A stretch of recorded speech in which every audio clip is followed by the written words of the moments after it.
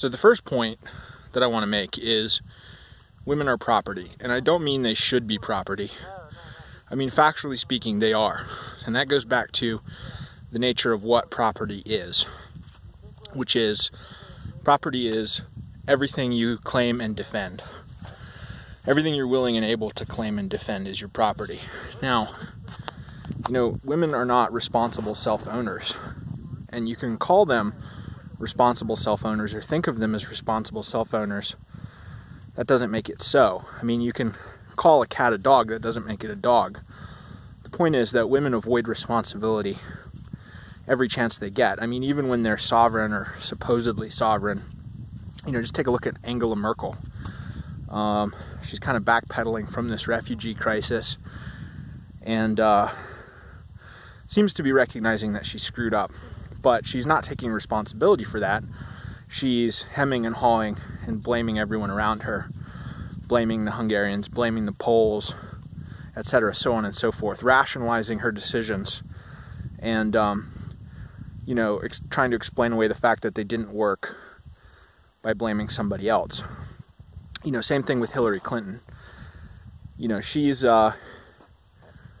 just ran a campaign for, you know, supposedly leader of the free world and lost the campaign because she's an objectively terrible candidate who, you know, was only in contention because, you know, she was kind of famous because of her more successful husband and she had a vagina, so it was her turn.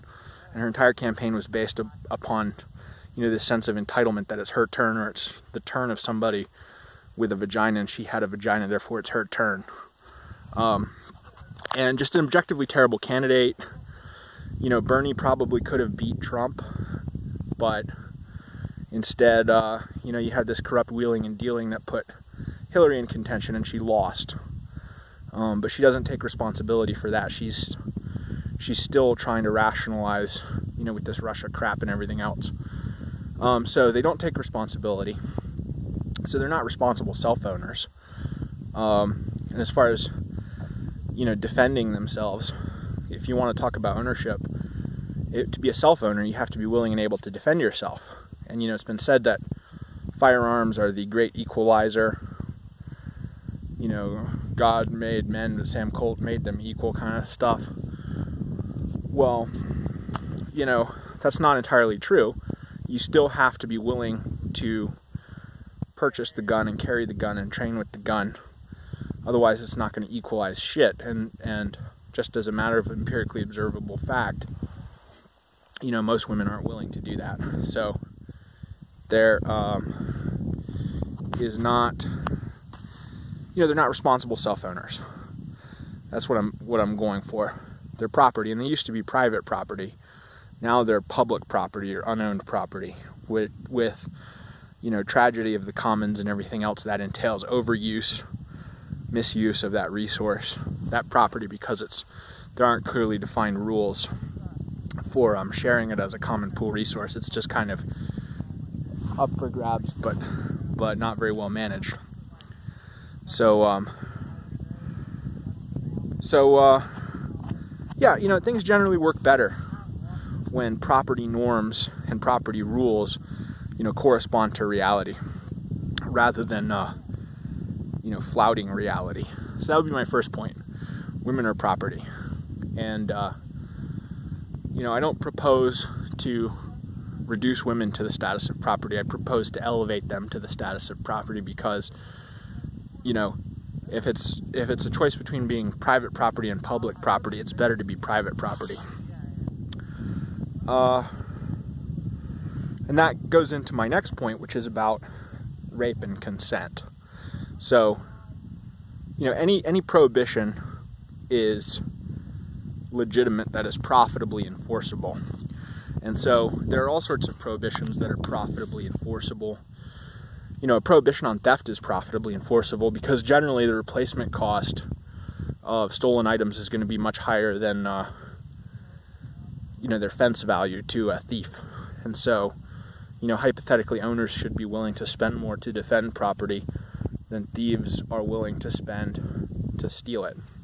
And so, you know, there's a lot of room there for profitable enforcement of a prohibition on theft. Same deal with murder.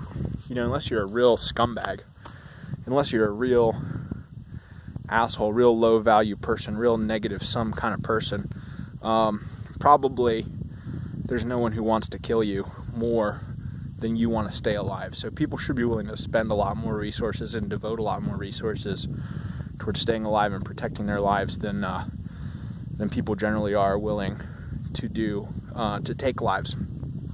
So that's a profitably enforceable prohibition.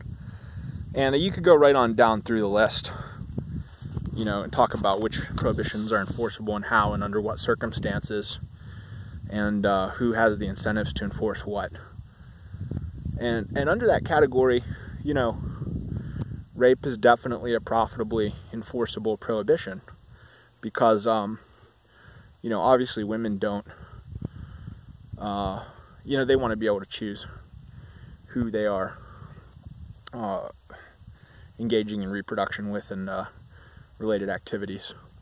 You know, they want that choice, that prerogative. That's traditionally a female prerogative, not just in humans, but in most animals. And so they're going to be a little bit jealous of that prerogative and a little bit possessive of it. And that's understandable. But, you know, moreover, there are other interested parties who are also interested in protecting that prerogative. You know, their male kin, their mates, their chosen mates, definitely don't want somebody overriding her choice.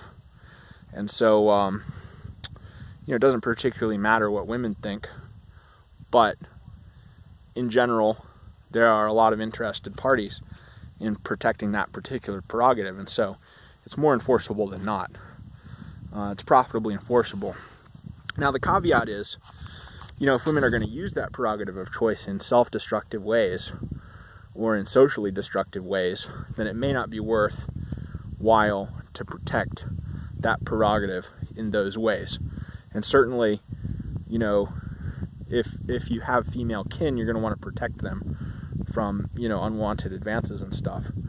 But if they're going to use their prerogative of choice to go out and, you know, slut around or whatever and make a lot of bad choices and basically end your line as far as their branch of it is concerned, you know, that's not in your interest as a male to tolerate that kind of behavior, to protect that particular exercise of that prerogative. So, yeah, it's going to be profitable to protect them from unwanted advances, but it's not necessarily going to be profitable to protect their positive choices, and to allow them to make every choice that they want to make. That's my point there. So, you know, this whole idea of rape as a violation of consent is kind of a new concept, very new concept. And more traditionally it was thought of as, you know, a property rights violation because, you know, women aren't responsible self-owners. Somebody has to take responsibility for them. And that somebody is de facto their owner. And if that somebody is their male kin, then, you know, rape is a violation of their property rights in that woman and their investment in that woman that they're protecting and saving for marriage, etc., which is a marriage that can benefit their line, and hopefully the woman will carry on her branch of that line, and so on and so forth. And so it was a property rights violation, and as a property rights violation, that prohibition on rape was enforceable. But as a protection of, you know, women's unlimited right to self-actualization and autonomy and all this other bullshit that's wrapped up in consent, it's not a profitable prohibition in that sense. Because if you're granting women this autonomy, this irresponsible autonomy, that they're not going to take responsibility for the consequences, they're just going to rationalize the consequences, and you can't stop them from making bad decisions that materially affect you if you're her kin, and materially affect your line, you know, as embodied in her, then, you know, it's not profitable to enforce that particular conception of that, you know, that consent-based formulation of the prohibition, as opposed to the property rights formulation of the prohibition. And I could probably say a little more about that, but that's a good stopping point, and it's a good introduction to those particular points as it relate to those things.